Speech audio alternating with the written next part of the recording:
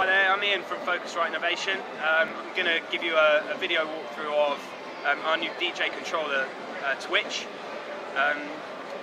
for digital DJ tips, the website. So let's look at the hardware first. Up in the top right hand corner, you've got your master section. This just gives you your headphone cue level, mix between your master and your cue, depending on what you want to hear in your headphones. You've got your booth output, if you are playing in a DJ booth and you need fold back, and you've got your master level too.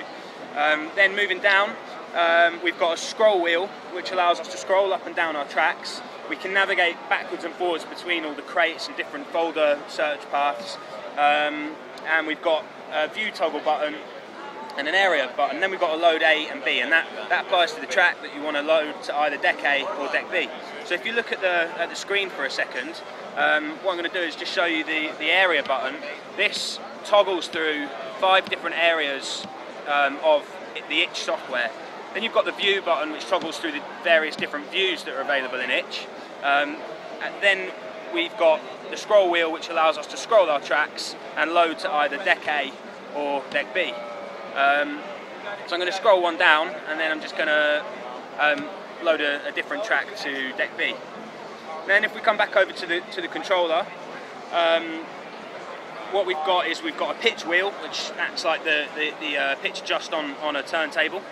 We've got cue and play buttons, and we've got a sync button, and also a key lock button in case, say you've got 2 tracks that are in the same musical key, and one is 5 BPM faster. When you pitch adjust that to beat match the track, then the key will change as well. So the key lock maintains the pitch.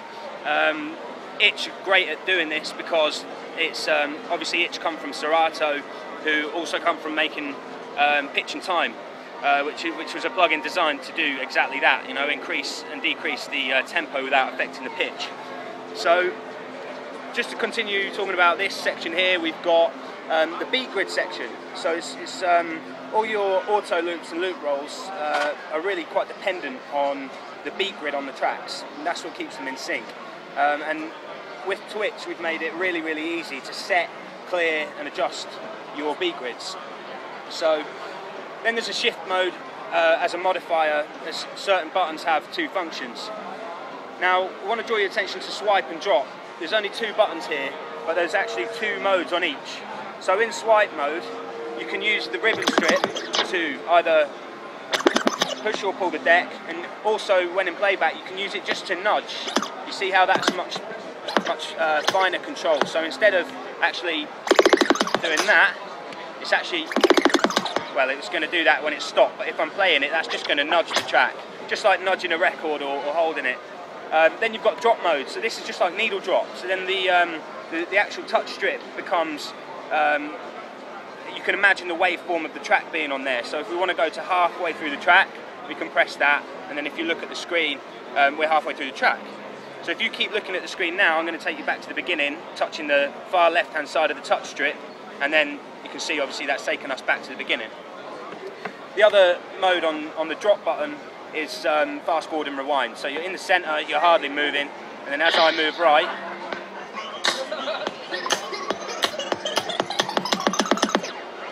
and then left is rewind, okay? So that's what those 2 modes do. Then you've got your performance modes. So hot cues, if any of you are familiar with the dicer, this is mode 1 in the dicer, the red mode in the dicer. So this allows you to add 8 hot cues. So in it you can store 8 hot cues on each track, and that will actually save with the track. So if I wanted to, I've got this track by Technasia called Living for the Time. So if I hit play on that, then I can show you adding cue points. So in house music, I really use cue points for you know, getting to certain sections of tracks really quickly, whereas hip hop DJs might prefer to use them for actually playing out beats on the pads, or you know, using them more creatively. If you've got a good vocal section in the house chat, you can also do that too. So then we move to what you can do is you can actually delete the hot cues by holding shift and removing them, and then you can add them back in on the fly. Then you've got slicer mode. So this is quite an original feature. You can see how it's chopped chopping the track up and it's moving through the track in slices.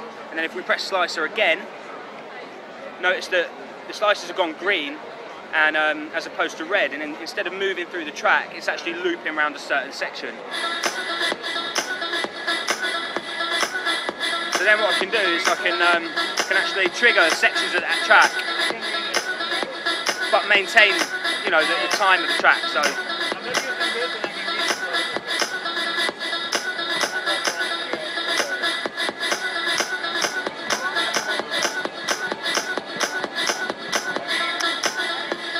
you'll notice it's just gone to 4, so it's still playing around that loop.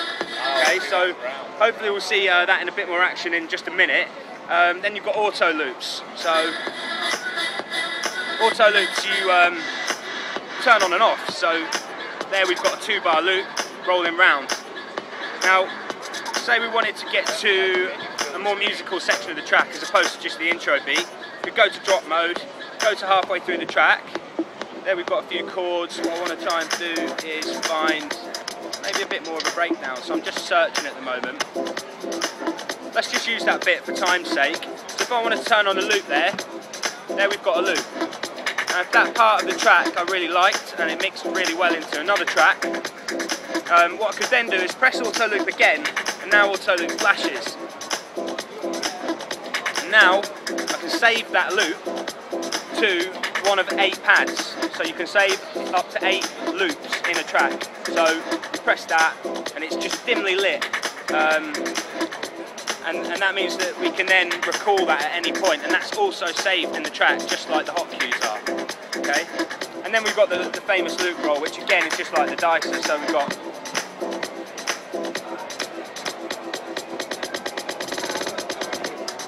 okay.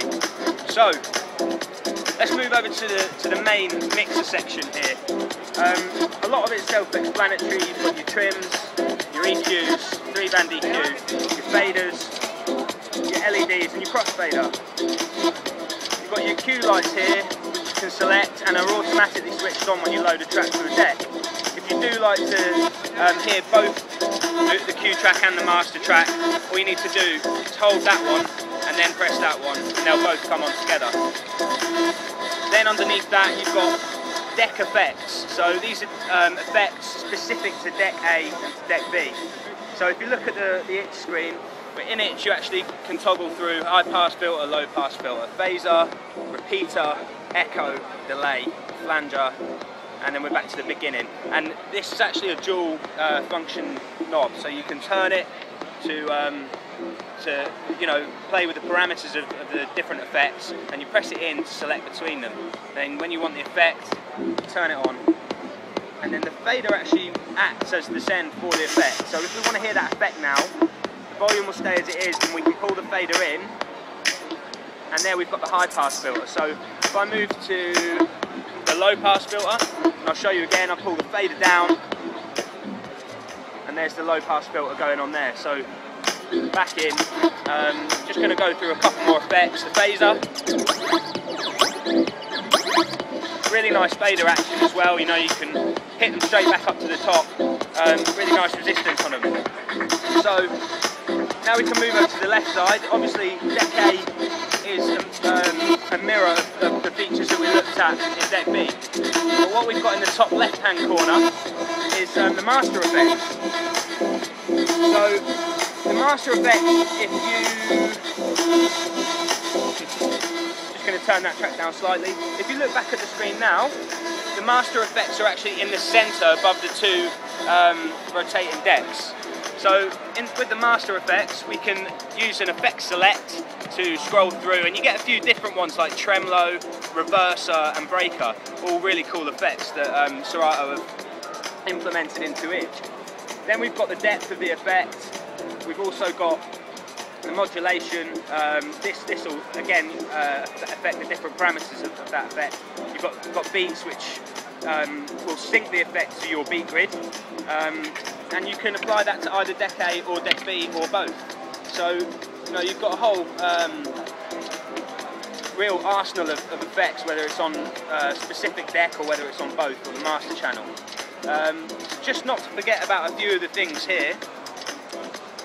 On the back, we've got We've got a booth out. We've got a booth output switch, depending on whether you want to hear your cue or your master. I would usually like to hear my master, but some people might like to hear their cue. You've got auxiliary input as well. So if you wanted to plug in an external instrument, then you can put them through Twitch and use those to play live over the top of what you're DJing. And then you've got your auxiliary gain. So your auxiliary controls are here, microphone and aux level. So you can turn that on and off, and you can hear it through your headphones. So on the front we've got, you know, the 1/4-inch headphone jack, and also the mini 3.5 headphone jack, just in case you do forget your headphone adapter when you get to the gig. And then you've got your microphone input here with your mic gain.